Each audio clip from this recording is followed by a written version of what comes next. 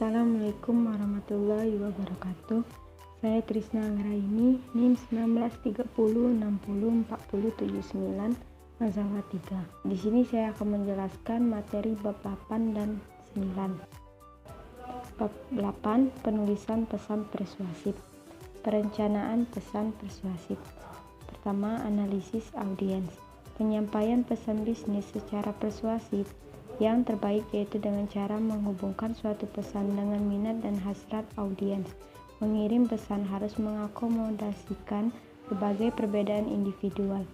Melakukan analisis audiens dan kemudian menyusun suatu pesan yang memiliki daya tarik bagi kebutuhan mereka. 2. Pertimbangan perbedaan budaya. Pemahaman terhadap budaya yang berbeda sangat berarti bagi efektivitas penyampaian pesan-pesan persuasif.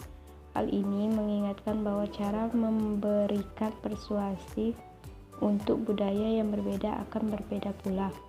3. Memilih pendekatan organisasional. Pendekatan organisasional dapat dilakukan secara langsung dan tidak langsung. Pemilihan pendekatan organisasional yang tepat dilakukan berdasarkan kemungkinan reaksi audiens terhadap pesan yang disampaikan. Mengembangkan pesan persuasif. 1. Menetapkan kredibilitas. 2. Kerangka argumentasi AIDA terdiri attention atau perhatian, 2. Interest atau minat, desire atau hasrat, action atau tindakan. 3. Memilih daya pemikat. 4. Pertimbangan etik. Selanjutnya, menulis permintaan persuasif. Hal yang paling penting untuk diingat ketika menyusun permintaan persuasif atau persuasive request untuk suatu tindakan yang tetap menjaga batas-batas permintaannya. Oleh karena itu, dalam membuat suatu permintaan persuasif perlu perhatian khusus terhadap manfaat yang didapat, baik secara langsung ataupun tidak langsung dalam memenuhi permintaan tersebut. Manfaat langsung atau direct benefit. Permintaan persuasif meliputi pengurangan beban kerja seorang supervisor atau memberikan premi kepada seorang yang memberikan tanggapan atas survei. Sementara itu, manfaat tidak langsung atau indirect benefit. Permintaan persuasif meliputi peningkatan atau perbaikan moral karyawan, meningkatkan prestige atau tantangan untuk membuat kontribusi yang berarti bagi perusahaan. Selanjutnya, penulisan pesan penjualan dan permohonan dana. Pesan penjualan biasanya dikirim oleh organisasi yang berorientasi pada laba untuk melakukan persuasi kepada pembaca untuk mengeluarkan sejumlah uang atas produk mereka sendiri.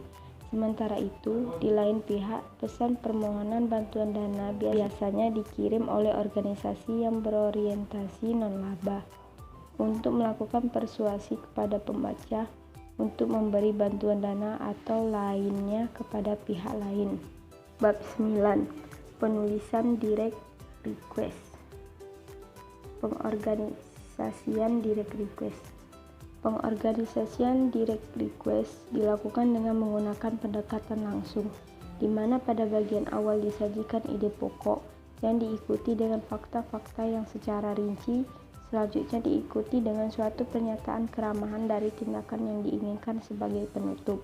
Pengorganisasian direct request dilakukan dengan menggunakan pendekatan langsung, di mana pada bagian awal disajikan ide pokok yang diikuti dengan fakta-fakta yang secara rinci. Selanjutnya diikuti dengan suatu pernyataan keramahan dari tindakan yang diinginkan sebagai penutup. Selanjutnya, permintaan informasi rutin. Pertama, permintaan di dalam organisasi. Suatu permintaan di dalam organisasi bisnis sebaiknya dilakukan secara tertulis, seperti memo atau surat, agar terdokumentasi secara administratif.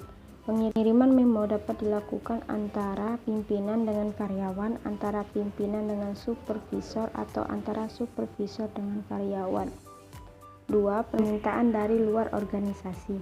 Surat permintaan juga bisa berasal dari pihak eksternal organisasi bisnis, seperti komen, pemasok, dan perusahaan lain.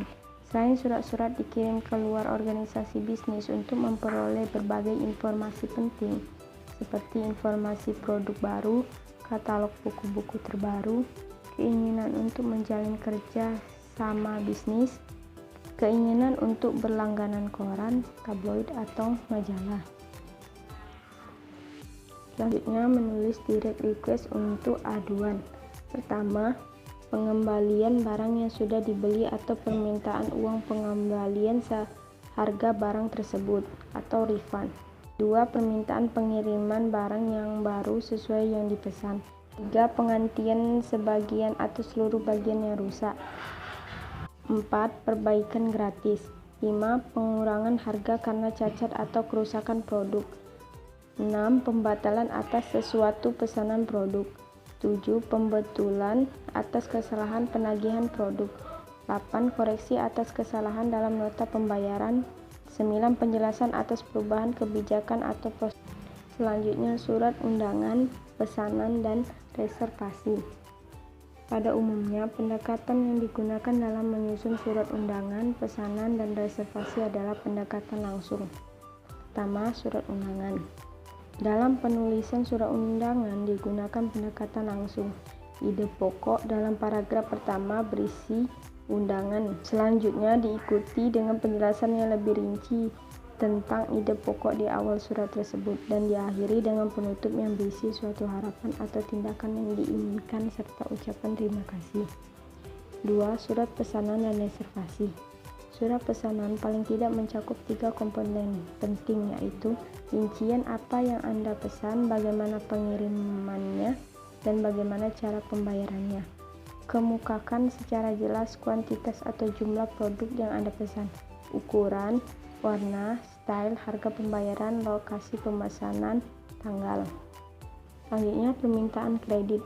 Dalam surat permohonan kredit, selain data pribadi, jenis usaha, jumlah kredit yang diminta, harus didukung dan dilengkapi berbagai dokumentasi penting serta prospek bisnis Anda di masa depan. Hal ini penting bagi lembaga perkreditan untuk menilai kelayakan Anda dalam memperoleh kredit, baik dilihat dari sisi besarnya kredit maupun jangka waktu pengembaliannya. Mungkin itu saja yang bisa saya jelaskan. Maaf jika ada kesalahan kata. Assalamualaikum warahmatullahi wabarakatuh.